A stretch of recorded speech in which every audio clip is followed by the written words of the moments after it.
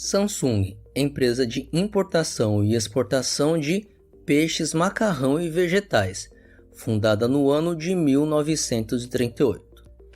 Com a política de incentivos e subsídios inseridas em planos quinquenais pelo governo sul-coreano, a empresa foi incentivada a diversificar seus produtos, entrando no ramo de eletroeletrônicos, o que resultou na produção de TVs preto e branco em 1970.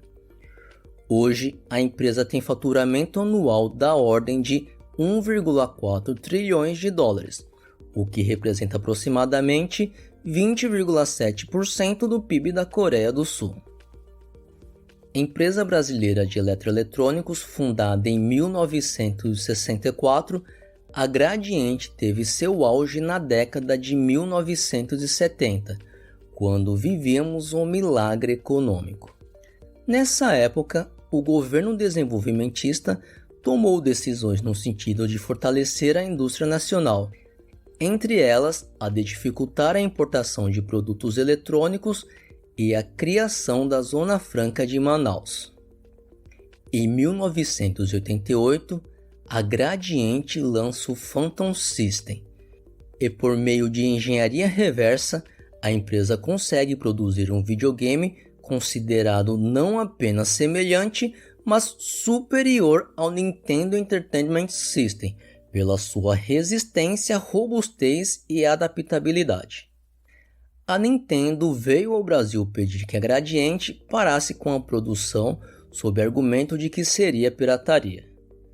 No entanto, os componentes utilizados na fabricação do equipamento eram produtos de prateleira, facilmente encontrados na China, sendo o conector de 72 pinos onde se acopla o cartucho o único componente especial.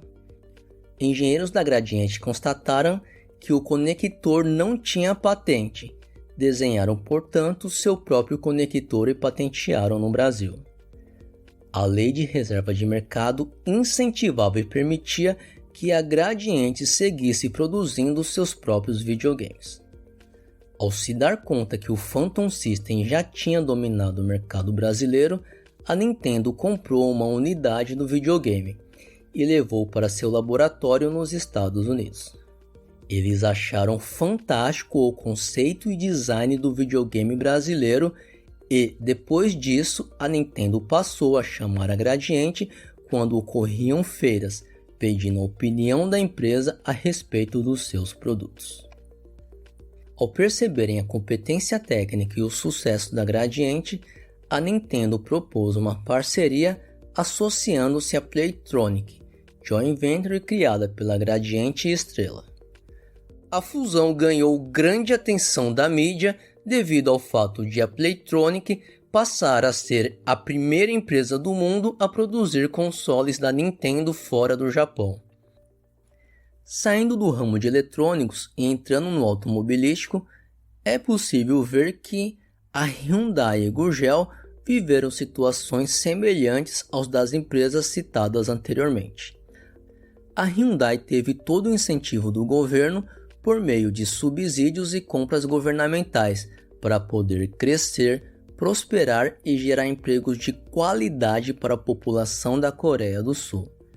Já a Gurgel enfrentou diversos desafios, desde o lobby por parte de montadoras estrangeiras, impedindo que fornecedores de autopeças vendessem para a Gurgel, até atrasos por parte do BNDES na liberação de recursos já aprovados para a construção de sua nova fábrica. Além disso, segundo o filho do fundador da Gurgel, acordos firmados entre a empresa e os governos do Ceará e São Paulo foram rompidos após a empresa ter comprado maquinários e construído um prédio, o que contribuiu para a piora financeira da Gurgel. E, em 1994, em sua última tentativa de sobrevivência, a empresa solicitou um empréstimo ao BNDES que foi negado. Apesar das dificuldades, a Gurgel trouxe avanços para a indústria automobilística ao usar em sua carroceria fibra de vidro, este mais barato e leve que o aço. Hoje, uma versão aprimorada do sistema é utilizado em montadoras de veículos de alto desempenho, como Porsche e Ferrari. O veículo urbano popular criado pela Gurgel teve grande aceitação, chegando a ter fila de espera de mais de um ano para a compra.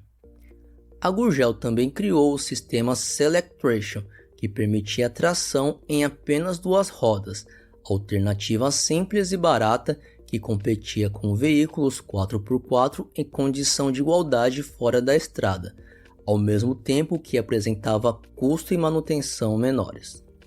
Se observarmos a indústria naval e tantas outras, veremos situações muito parecidas com essas. Tudo isso fez com que países como Coreia do Sul, China e vários outros se desenvolvessem, enquanto o Brasil ficou para trás. Nas décadas de 1970 e 1980, estávamos em condições até mesmo melhores. Como dito anteriormente, o país vivia o milagre econômico. O que houve daquele tempo para cá que o Brasil não conseguiu prosperar, enquanto países asiáticos tiveram grandes avanços econômicos?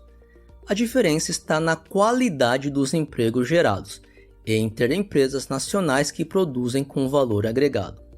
Este é o grande diferencial. Todos os países desenvolvidos seguiram um caminho que tornou suas indústrias e serviços sofisticados. Esse avanço tecnológico geralmente não acontece sozinho, mas sim com grande ajuda governamental por meio de tarifas, incentivos fiscais à exportação de bens de consumo que visam beneficiar o exportador ao reduzir-lhe a carga tributária e as compras governamentais que priorizem empresas nacionais. Essas medidas ajudam significativamente em seu desenvolvimento, prática muito utilizada pelas agências estatais NASA e Pentágono nos Estados Unidos. A empresa chinesa Huawei é a 4ª maior fabricante de celulares do mundo, perdendo para a Samsung, a primeira colocada, sendo a Apple a 2ª e a Xiaomi a 3ª. A Huawei teve grande apoio do governo chinês, que comprava antenas e rádios produzidos pela companhia. É possível encontrar aparelhos Huawei até mesmo na infraestrutura de telecomunicações dos Estados Unidos. Para que a iniciativa privada pudesse viabilizar produtos como o celular, a internet e os sistemas de GPS desenvolvidos por governos foram essenciais. Países que conseguem desenvolver produtos de alta tecnologia, como semicondutores e satélites, podem pagar altos salários para a classe trabalhadora, melhorando sua qualidade de vida. Países ricos evitam indústrias poluidoras e de baixo valor agregado, como a extrativista, até pela inviabilidade de pagar os altos salários praticados em países desenvolvidos. Logo, a alternativa é deixar as indústrias de baixa tecnologia em países subdesenvolvidos, com trabalhadores que recebem menores remunerações. Como pode ser visto no gráfico, à medida que se aumenta o índice de complexidade econômica, ou seja, a capacidade de uma economia de produzir bens com alta tecnologia, tem-se melhora no PIB per capita, ou seja, a relação entre bens e serviços produzidos por um país pelo número de habitantes aumenta, indicando melhoria nos salários da população, nos casos de países com baixa desigualdade na distribuição de renda entre as classes sociais. Empresas lutam por maiores lucros em mercado, tendendo ao oligopólio e monopólio. Multinacionais atuam para que o conteúdo tecnológico fique na matriz. A filial em país subdesenvolvido cabe a responsabilidade por tarefas como montagem e embalagem, o que não demanda mão de obra qualificada, logo não gera empregos de qualidade. Onde se tem maior complexidade produtiva, geralmente encontra-se mercado concentrado em 5 ou 6 empresas. A Microsoft é um exemplo de oligopólio que o governo americano buscou frear por meio de processo movido pelo Departamento de Justiça em 1998. Empresas de tecnologia como Google, Facebook e Android, pela natureza do negócio, crescem muito rapidamente e se transformam em líderes em suas áreas. Saindo da esfera microeconômica, que foca detalhes, consumidores, empresas e suas ações no processo produtivo, e entrando na macroeconomia, que enxerga tudo por uma perspectiva mais ampla, tendo como preocupações o Estado e a economia nacional, podemos analisar a reforma agrária em países como Coreia do Sul e Estados Unidos. Após a Segunda Guerra Mundial, em 1953, a Coreia foi dividida em duas, ficando o Sul sob controle norte-americano. Os Estados Unidos iniciaram uma reforma agrária que criou uma das mais igualitárias estruturas agrárias do mundo, ocasionando um forte processo de distribuição de renda e ativos, com impactos duradouros na sociedade e economia coreanas. A reforma foi uma estratégia capitalista e estabeleceu mecanismos que proporcionaram inversão de renda da agricultura para a indústria, impulsionando a industrialização. A reforma foi, enfim, de grande importância para o desenvolvimento futuro do país. Em 20 de maio de 1862, Abraham Lincoln sanciona o Homestead Act, Lei da Fazenda Rural, também conhecida como Reforma Agrária Norte-Americana, que consistia em conceder terras a baixo custo em pequenas propriedades para famílias interessadas em cultivar. Estas, ao permanecerem por 5 anos na terra, a recebiam como sua propriedade. Em seguida, os Estados Unidos promoveram a expansão da infraestrutura dos transportes, que trouxe como consequência a eletrificação, formando uma massa de consumidores de eletrodomésticos, automóveis, entre outros bens de consumo. Essas medidas tiveram um papel fundamental no impulsionamento da economia americana, na época com pouco mais de 30 milhões de habitantes.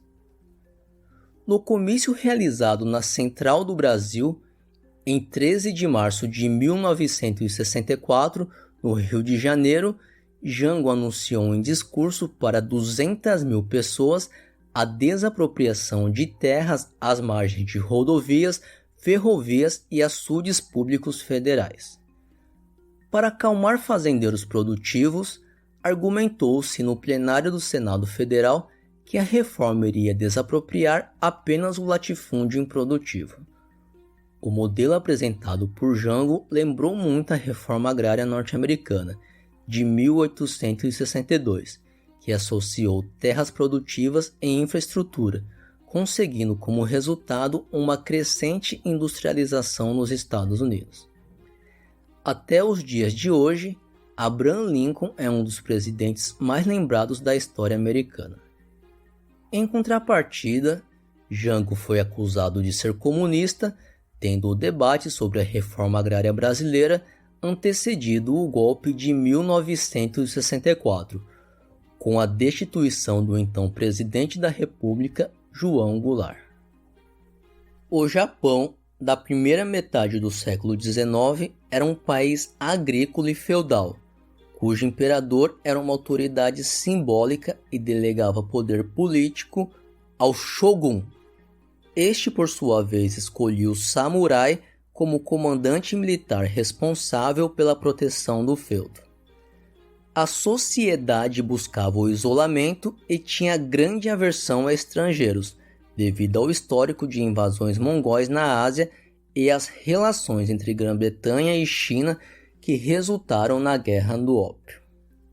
Apesar de o Japão recusar e hostilizar o contato com potências ocidentais emergentes, os Estados Unidos propõem um acordo para abertura, negado pelo Japão. Não satisfeitos, os americanos retornam com 7 navios canhoneiros apontados para a cidade, e os japoneses resolvem assinar a Convenção de Kanagawa em 1854, iniciando a abertura política do Japão com o Ocidente. A humilhante submissão desencadeou uma guerra civil e resultou na restauração do poder ao imperador, iniciando em 1868 a Era Meiji. Ameaças externas estimularam o desenvolvimento e a sofisticação das forças produtivas. O Estado Imperial dividia a safra agrícola, reservando uma parte para o governo, outra para o proprietário e uma terceira parte para o arrendatário. A parte do governo servia como reserva de valor. O governo emitia título prometendo juros, ao mesmo tempo que ampliava a base monetária, medida popularmente conhecida como imprimir dinheiro.